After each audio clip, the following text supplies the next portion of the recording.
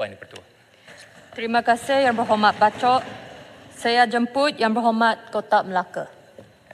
Terima kasih Timbalan Speaker memberi peluang kepada saya untuk mengambil bahagian dalam perbahasan bajet 2024 yang telah dibentangkan oleh Yang Amat Berhormat Perdana Menteri.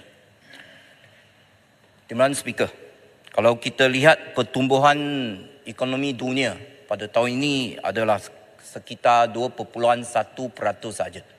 Kalau berbanding dengan tahun lepas, pertumbuhan ekonomi dunia ialah 3.1%. Daripada angka ini jelas menunjukkan kepada kita bahawa ekonomi dunia memang menghadapi cabaran yang besar. Jadi sudah pasti negara kita Malaysia tidak terlepas daripada kita perlu menghadapi cabaran untuk memastikan pertumbuhan ekonomi negara kita Malaysia ini dapat stabil. Jadi di Malaysia kita menghadapi pelbagai cabaran. Contohnya kita perlu bayar hutang yang tinggi. Kita perlu menanggung subsidi yang tinggi. Satu tahun lebih kurang ringgit Malaysia 80 bilion. Kalau kita lihat kepada bajet yang dibentangkan, perbelanjaan untuk pembangunan ialah 90 bilion. Dan kita boleh bandingkan, subsidi saja kita perlu tanggung 80 bilion. Jadi kita juga menghadapi masalah mata wang ringgit yang lemah. Jadi bagaimana kerajaan nak menjana pendapatan yang secukupnya untuk menampung perbelanjaan satu tahun. Itu adalah satu cabaran yang amat besar.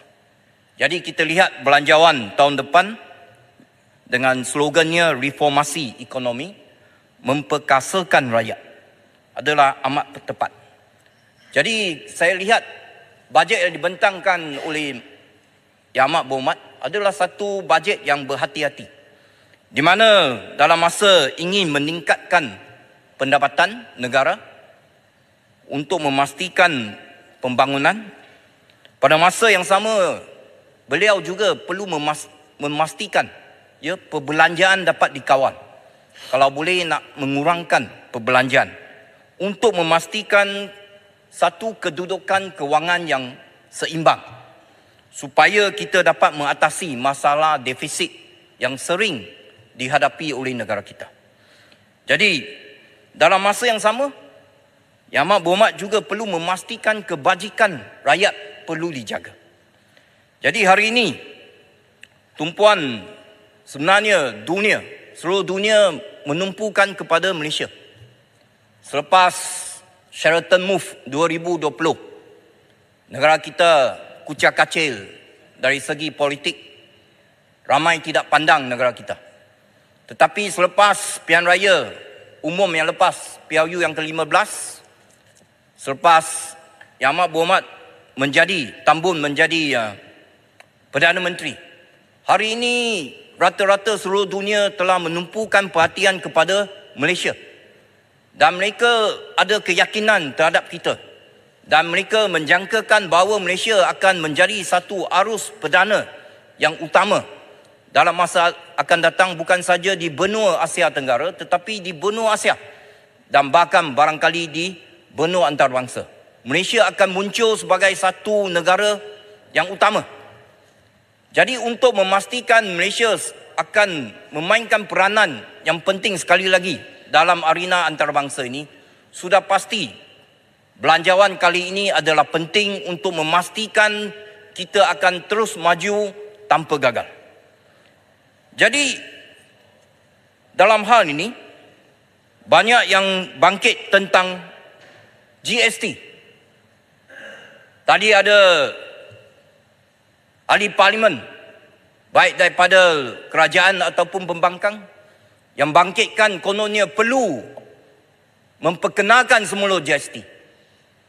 Saya nak ucapkan tahniah kepada Yang Amat Berhormat yang juga selaku Menteri Kewangan, begitu tegas telah membuat keputusan tiada GST dalam masa sekarang ini. Saya nak ucapkan tahniah kepada beliau.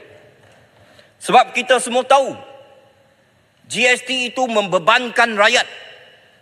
Sebab itu saya nak ingatkan MUA Jangan kata kerajaan hari ini tidak mengambil berat tentang rakyat. Kita tidak ingin memperkenalkan semula GST. Itulah adalah bukti yang terbaik bahawa kita, kerajaan Madani ini mengambil berat tentang rakyat. Sebab itu kita tidak ingin melaksanakan GST. GST itu bukan masa sekarang untuk kita laksanakan. Sebab rata-rata kita lihat banyak lagi golongan pekerja lebih daripada 50%, gaji mereka kurang daripada 2,400 lebih. Jadi golongan ini bukan lagi mencapai tahap untuk mereka bayar cukai. Yang kena bayar cukai itu pendapatan mereka perlu lebih daripada 4,000. Sebab itu ini bukan masanya untuk kita kenakan GST. Dan kita tahu rakyat susah, tak boleh kenakan GST. Dan kita perkenalkan sumbangan tunai ramah, STR. Itu adalah cara kita nak bantu rakyat. Ya, hari ini rata-rata mereka akan tanya, kalau tak ada GST bagaimana kita nak menampung perbelanjaan negara kita? Sebab itu kita perkenalkan SST, kita naikkan service tax itu 2%. 2%. Bukannya banyak sangat berbanding dengan GST. Dan telah diumumkan satu kenyataan, dengan kenaikan 2% SST ini, kerajaan akan mendapat lebihan hasil 3 bilion saja. 3 bilion saja. Ya, berbanding dengan kalau kita laksanakan GST. Pada tahun 2018, kita laksanakan GST, 6% GST, kutipan daripada GST pada masa itu ialah 44 bilion. Jadi kita lihat SST kita naik sikit 2%, itu pun terhadap sesetengah produk saja, servis, bukannya semua. Dan kalau kita lihat item yang kena SST itu 50 lebih ribu item kena. Sedangkan GST lebih daripada 100,000 item yang kena GST.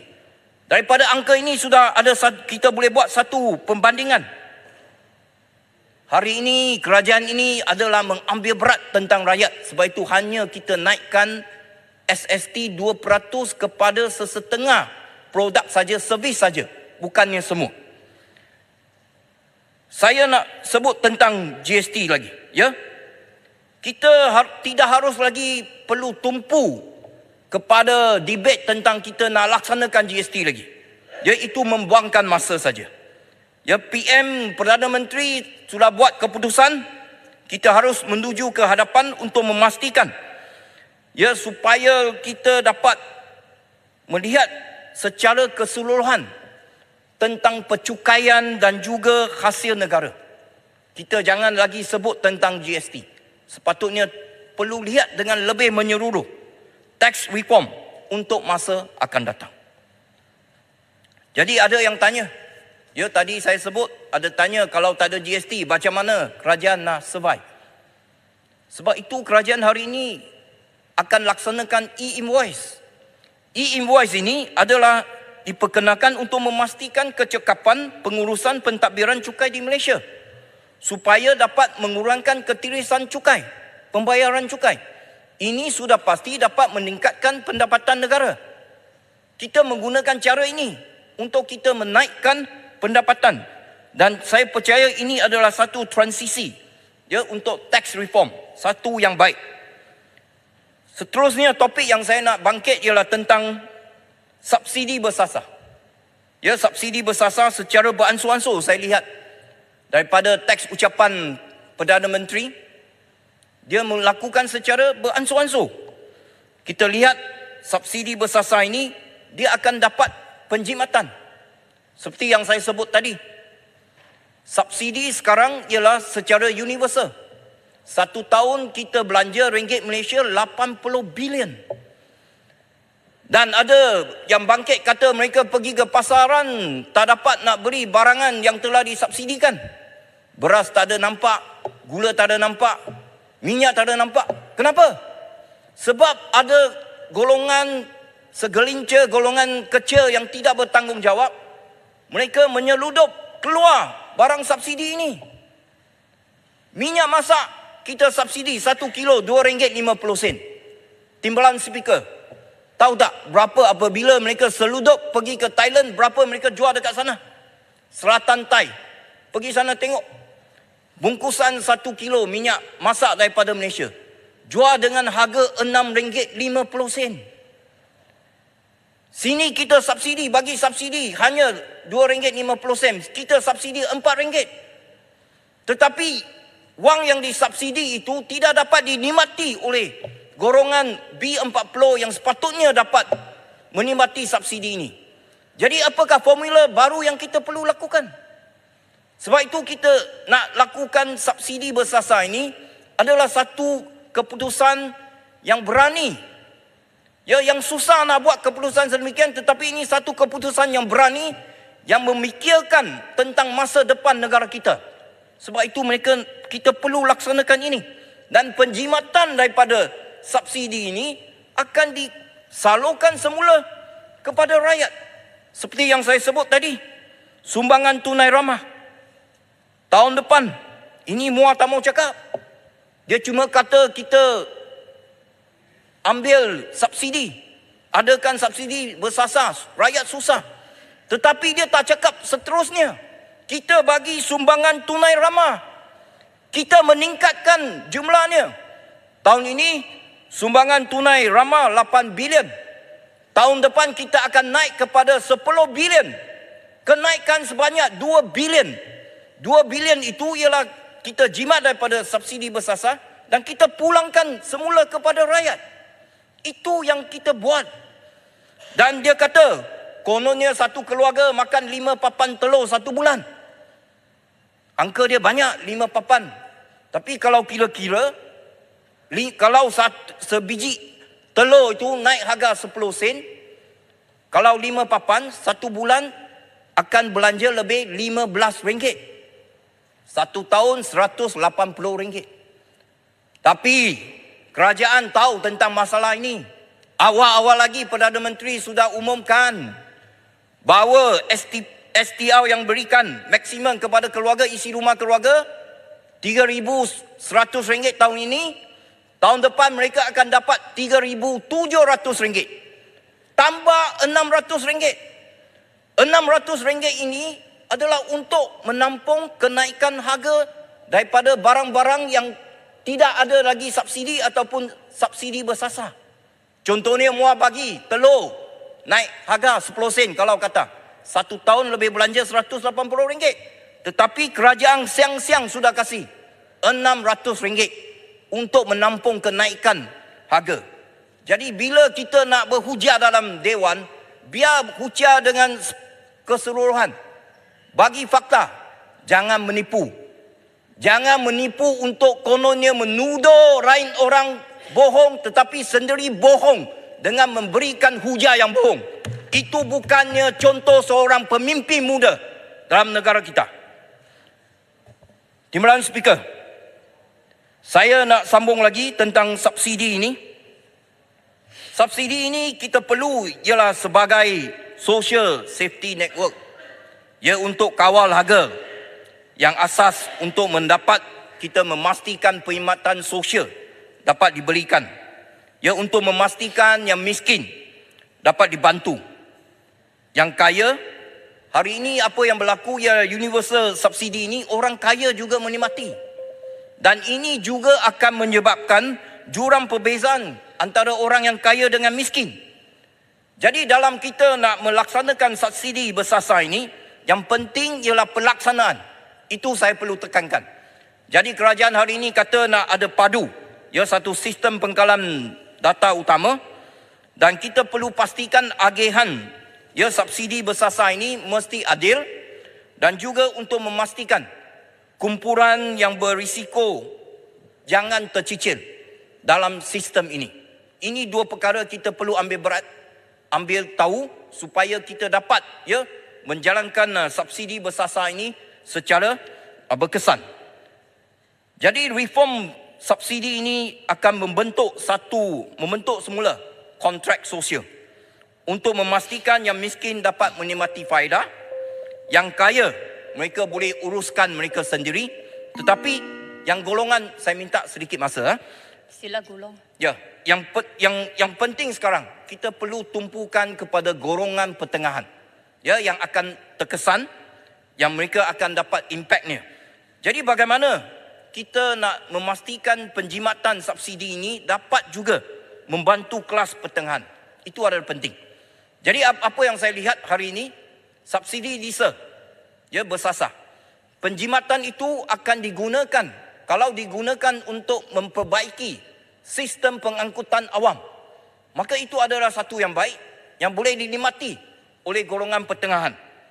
Jadi yang penting ini, ya yang penting sekali hari ini apabila kita nak laksanakan subsidi bersasar ini, kita perlu memastikan mesej itu perlu sampai kepada rakyat supaya mereka faham.